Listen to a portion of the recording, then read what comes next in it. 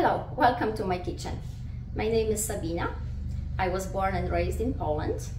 Came to United States when I was about 18 years old. I would like to share with you all the recipes I learned from my family, specifically my grandma.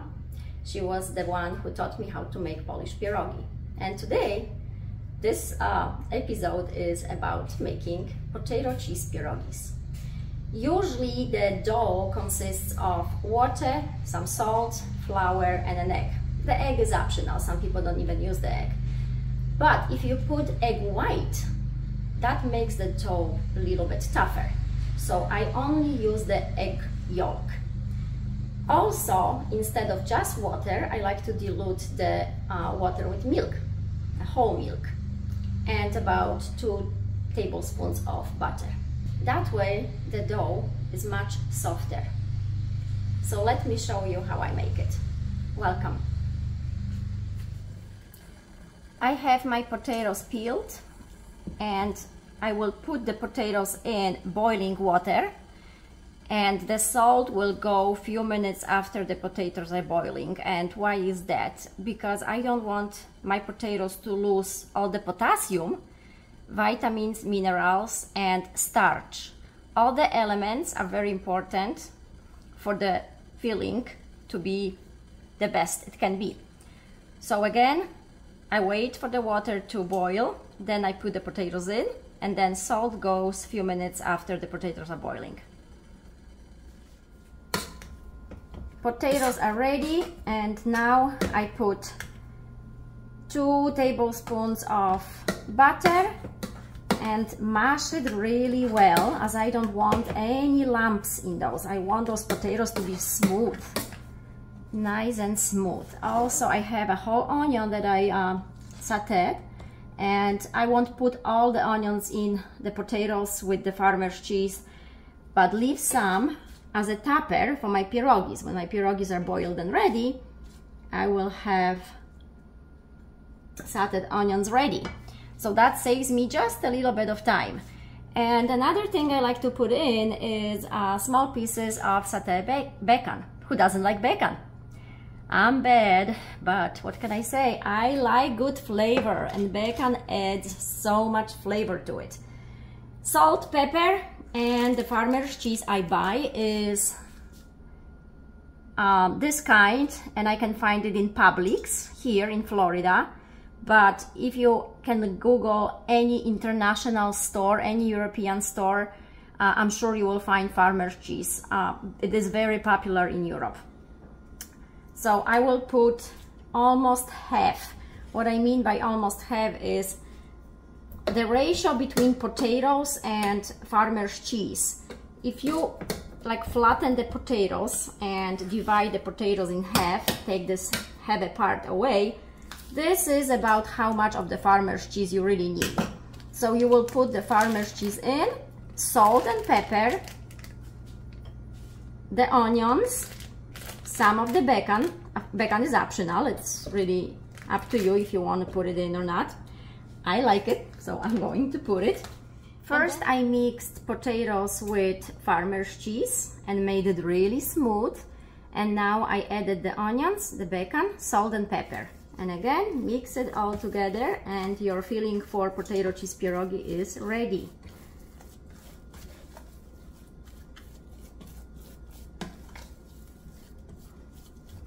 Taste your food, always taste your food to make sure it's salty enough and it is exactly how you like it.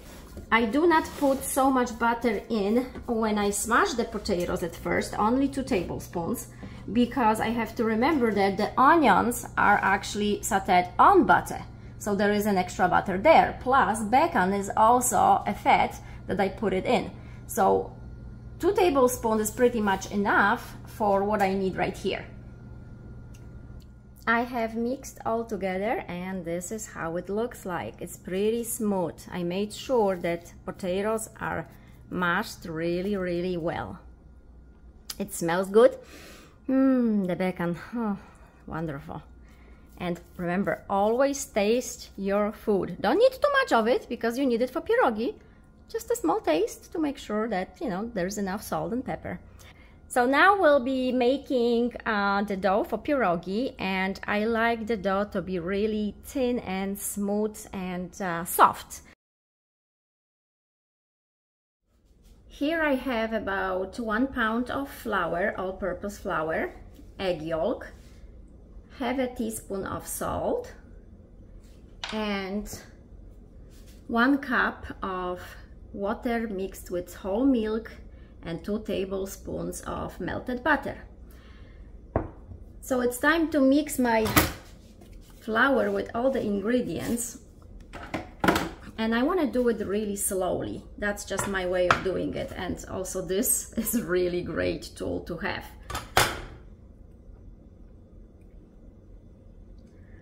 If you do it fast, the liquid will splash all over and it's going to be just very messy. So slow is best. You will learn to feel the dough when you make it a few times. We are creatures of habits, and our hands will learn how to feel the dough. You won't need to measure anymore. In time, that's how I did it. You know, at first I measured everything, and then after doing it a few months, I just know, I feel it. My hands learn how to, and I don't need to measure anymore, and it's a wonderful feeling.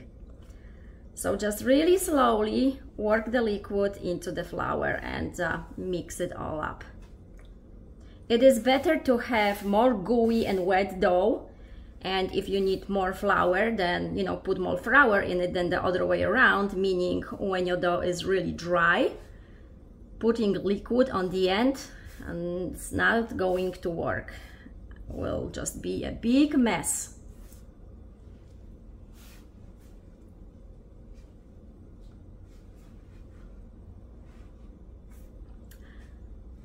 So again, for about 1 pound of flour, I have about 1 cup of liquid. I like to put tiny more than 1 cup, just so I have it handy, because each flour you use is not exactly the same.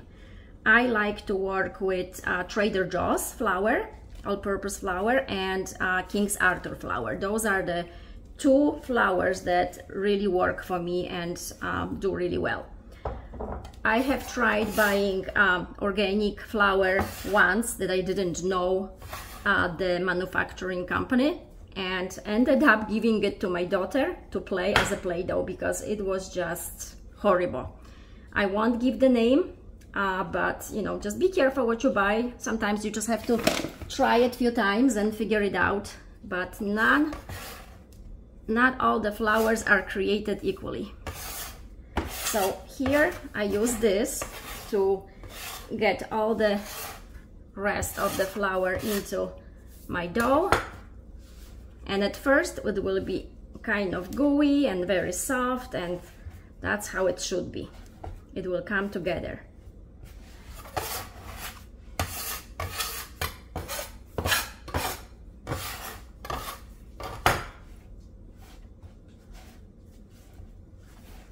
So after a few minutes of working the dough with your hands,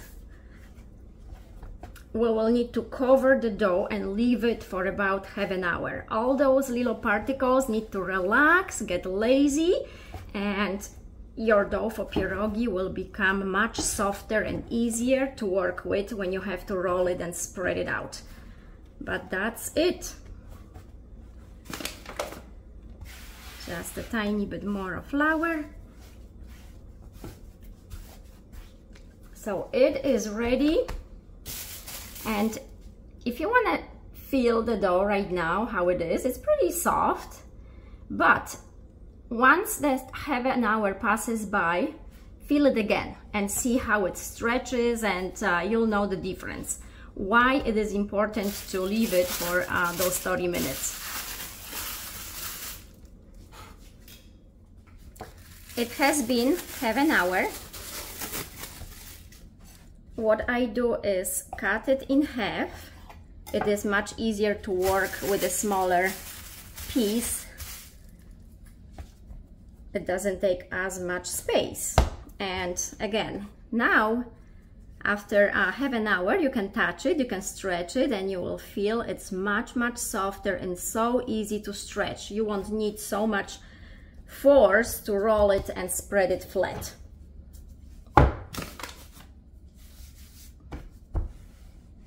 See? It stretches so nicely now.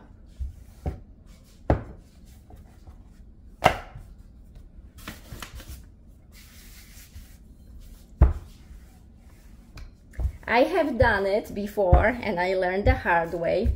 Didn't wait until the dough becomes, you know, nice and soft, and I had to use lots of power. And that's how I have my big muscles now. I'm not joking. It's all pierogis right here. All the rolling. So I stretched my dough, and now for making perfect pierogis, nice shape, you can use a round glass and cut rounds and use it like that. All the pierogis will be the same. But with that, you will have leftover dough. And yes, you can throw it away or you can use it again, but that requires putting more flour in. And when you put more flour in the dough, it will be tougher. I still want to have the soft dough. So for me, it's really easy to just cut it in squares, and I will show you. It doesn't have to be perfect shape. All you do is, when you have your filling in, you just shape it with your hands while you're making the pierogis. And they can have a round, see? Even though it wasn't the perfect shape before, now you just have to push it in and you make it look like it's nice and round. Let's have another square. Okay, so it's like this.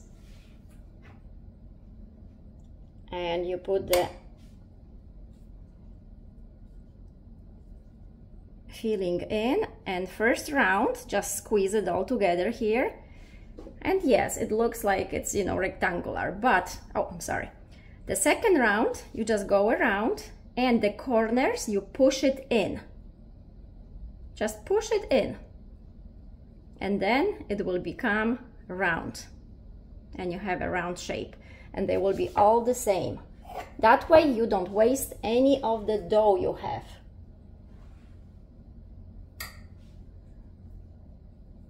And again, first time, just go around. And yes, it's rectangular, but then the second round, you push the corners in. And again, it's round. And some of you noticed I don't have a finger here. Yes, I don't. I was 2 years old when I had an accident. I don't notice it anymore because I lived with it for so long. But yes, if you're curious about it, yeah, I was 2 years old when I put my finger where I'm not supposed to be putting my fingers. Didn't listen to my mama. While I'm making those pierogi, when I'm about halfway done, I will put a big pot of water and turn the heat on so it starts boiling slowly. And what I like to do is put some salt in water, about 1 teaspoon, and a little bit of Maggi. Maggi is a Polish seasoning, and you can buy it in any international stores, European stores. And it's very similar to soy sauce. I just like this extra flavor. I love flavor in food. For me, food is pleasure and I enjoy eating it. I mentioned that I put some Maggi to my boiling water for pierogi, and this is how it looks like. You can buy it in any international store, or just use soy sauce because it's very, very similar to soy sauce. Or you can use a beef cube, a bouillon cube. I do look for no added fats, no added dyes, colorings, you know, all the things that are not healthy for you. and I would put just 1 cube. That's all for a big pot of water. And these are pierogis from my first half of the dough. And this is what I started with my second half. So I will have those pierogis boiled in 1 minute. And once they are done, I will put the rest of it. I do not want too many pierogis at the same time. They need some room to, you know, spin around and boil. And usually it takes about 2 to 3 minutes. It depends how big your pierogis are and how thick is the dough. For my pierogis, between 2 and 3 minutes is enough, but you can always take one out and try it to make sure they are ready. I have my water boiling, so it's time to put pierogis in.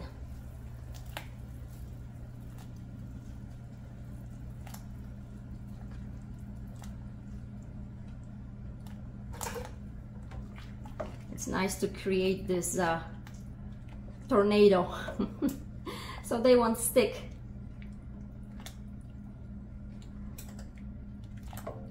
Another way to prevent from sticking is putting just a bit of olive oil to the water. And once they done boiling, I'll just take them out here, let the water drip, and then a couple minutes later I just put some butter with sauteed onions and ready to eat. So here for me it was exactly 2.5 minutes. So again, any time between 2 and 3 minutes once they come to the surface and start boiling. And best way to know, take one out and try it. If you cannot wait to try them and you want them to cool off sooner, faster, then you can also pour cold water in this and put them in there first, just for like a minute or so, and then repeat this step.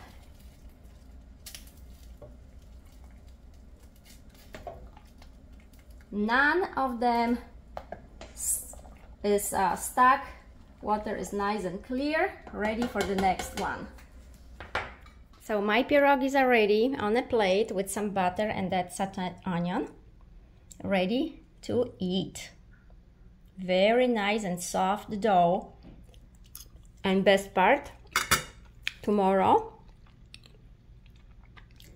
the leftover pierogis are going to go on a pan with some butter to be golden, have the crispiness, and those are the best when you saute on a pan the next day. My favorite. Smacznego! Dziękuję! Until next time.